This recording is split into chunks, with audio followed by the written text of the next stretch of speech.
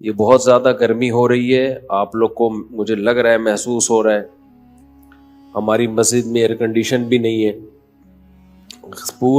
اس پورے علاقے میں نا سب سے غریب مسجد ہماری ہے.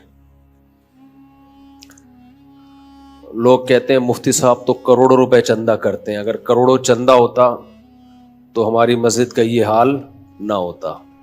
باتیں کرنے پر گورنمنٹ کی طرف سے کوئی پابندی نہیں ہے. لوگ پھینکتے رہتے ہیں، اس مولوی کو دیکھو امریکہ جا رہا ہے، فلاں جا رہا ہے، فلاں جا رہا ہے، بہت پیسہ آ رہا ہوگا. تو آ رہا ہوتا تو یہ حال ہوتا؟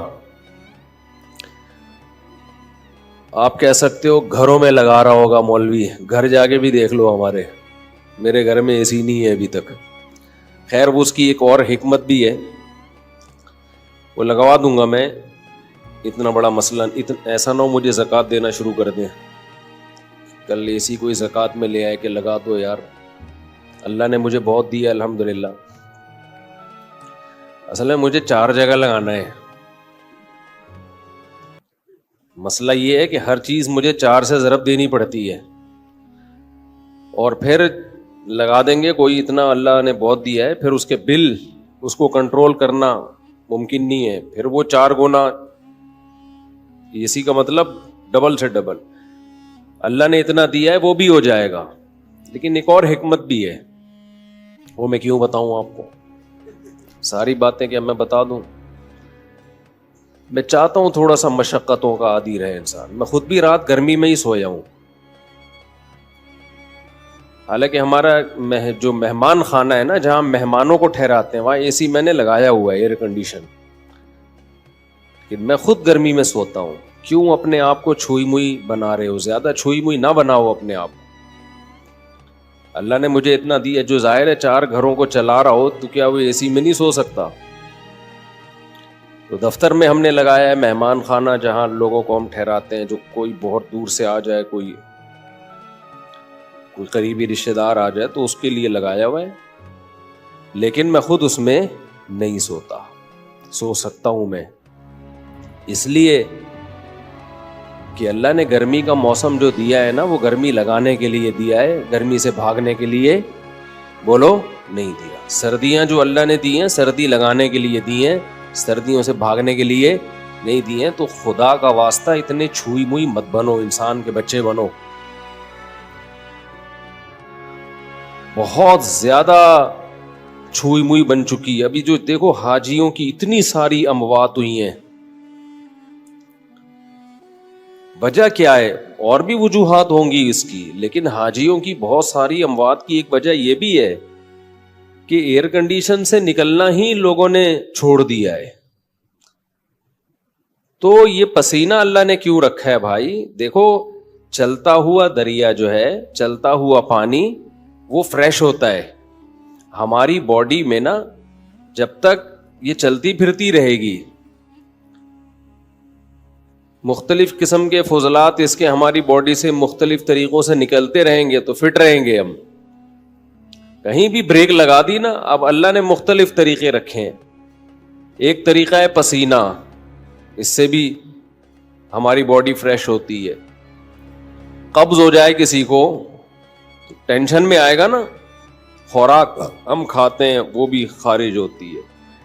نبی صلی اللہ علیہ وسلم حجامہ کرواتے تھے، مہینے میں 1 دفعہ تھوڑا سا بلڈ نکال دیتے تھے، اس سے بھی ہماری باڈی کیا رہتی ہے؟ فریش رہتی ہے. خواتین کو مینسز ہوتے ہیں، ان کی انرجی کا بہت بڑا حصہ اس میں ضائع ہوتا ہے، لیکن وہ مینسز ان کی صحت کے لیے ضروری ہیں. بچے کی ولادت ہوتی ہے، نفاس کا خون آتا ہے، بہت زیادہ ان کی انرجی اس میں ضائع ہوتی ہے، لیکن وہ ان کی صحت کے لیے ضروری. یہ ساری چیزیں باڈی کو ریفریش کرنے کے لیے ہوتی ہیں. ریفریش سمجھتے ہیں؟ کمپیوٹر میں جب سسٹم میں گڑبڑ ہو تو کیا مارتے ہیں اس کو؟ ریفریش. ریفریش سے کام نہ چلے ری اسٹارٹ. ری اسٹارٹ سے بھی کام نہ چلے سافٹ ویئر اڑا دو، اس کا دوسرا ڈال دو اس میں. تو پسینہ نکلنا بھی ضروری ہے بھائی، خون نکلنا بھی ضروری ہے. اسی طرح جب شادی ہوتی ہے تو بھی انرجی استعمال ہونا شروع ہوتی ہے، وہ بھی ہماری باڈی کا حصہ ہے. جو لوگ بہت عرصہ اپنی بیویوں سے دور رہتے ہیں، سال سال 2 سال، ان کے بھی دماغ خراب ہونا شروع ہوتا ہے۔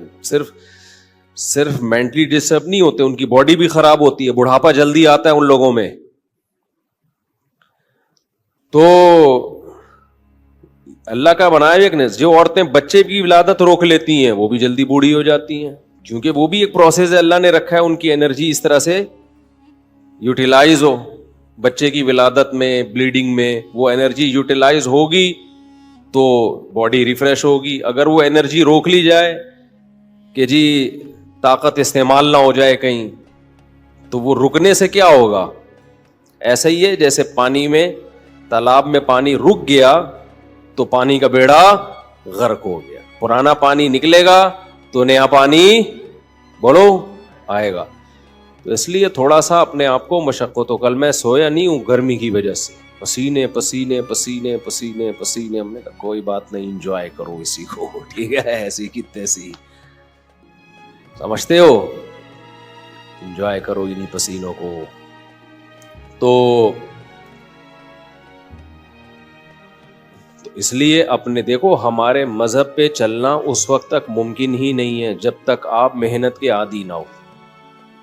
اس وقت تک مذہب پہ چلنا ممکن ہے نہیں، کیونکہ مذہب آپ سے جگہ جگہ آپ کی خواہشات چھڑواتا ہے۔ تو جو برگر فیملی بچہ ہوگا، جو بالکل ہی چھوئی موئی زندگی گزارے گا، وہ کیسے شریعت پہ چل سکتا ہے؟ شریعت پہ چلنا نفس کی خواہش کی مخالفت کے بغیر ممکن نہیں ہے۔ بس ایک بات کر کے میں آگے چلتا ہوں، کیونکہ یہ ٹاپک نہیں ہے۔ آپ بولیں گے مفتی صاحب کیا میڈیکل سائنس لے کے بیٹھ گئے ہیں، پسینے پہلے ہی نکل رہے ہیں اور نکال رہے ہیں ہمارے پسینے۔ دیکھو ایک بات خوب اچھی طرح سمجھو، دنیا میں ٹینشنوں کی 2 قسمیں ہیں۔ ایک ٹینشن جو نیچرل ہے، قدرت نے رکھی ہے، وہ ٹینشن صحت کے لیے اچھی ہے، اس کی علامت یہ ہے کہ وہ سب کو ہوتی ہے، سمجھ رہے ہو نا؟ اس کی علامت کیا ہے؟ سب کو ہوتی ہے۔ تو ظاہر ہے ساری انسانیت بیمار تو نہیں ہو سکتی نا۔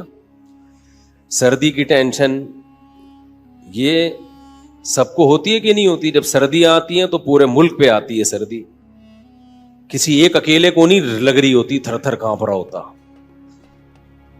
گرمیوں کی ٹینشن اللہ نے سب کے لیے، تو یہ سب کے مطلب ہے کہ اللہ دینا چاہتے ہیں یہ ٹینشن، یہ آپ کے لیے مفید ہے۔ کبھی کبھار ہمیں زکام ہو جاتا ہے، یہ سب کو ہوتا ہے، دنیا میں کوئی ایسا آدمی میں نے نہیں دیکھا جس کو کبھی بھی زکام نہ ہوتا ہو۔ اب یہ چھوٹی سی بیماری جو ہے یہ ہے ٹینشن، لیکن یہ سب کو ہوتی ہے۔ اسی وجہ سے بہت بڑے ڈاکٹر ہیں آغا خان ہاسپٹل کے، میری ان سے گپ شپ ہوئی، انہوں نے کہا کہ جو ہیلتھ کے اور صحت کے معیارات ہیں نا، ان میں نزلہ زکام کھانسی کو شامل نہیں کیا جاتا، یعنی کھانسنے والا نزلے والا آدمی بھی صحت مند ہی ہے۔ ہاں ایسا نہ ہو کہ کھانستا ہی آ رہا ہو بچپن سے، یعنی کبھی کبھار کھانسی زکام نزلہ، اس سے کیا ہوتا ہے؟ یہ وہ ٹینشنیں ہیں جو آپ کو بڑی ٹینشنوں سے بچا لیتی ہیں، آپ کا امیون سسٹم بوسٹ کر دیتی ہیں یہ۔ تو ان چیزوں میں پریشان ہونا۔ اسی طرح بچے جب پیدا ہوتے ہیں، بچہ چیخ چیخ کے روتا ہے، گلا پھاڑ پھاڑ کے، ہاں، کچھ نہیں دیکھتا کہ یہ کمبخت کے باپ کے سونے کا ٹائم ہے یا ماں کے سونے کا ٹائم ہے۔ جب وہ روتا ہے تو اور وجہ بھی سمجھ میں نہیں آ رہی ہوتی۔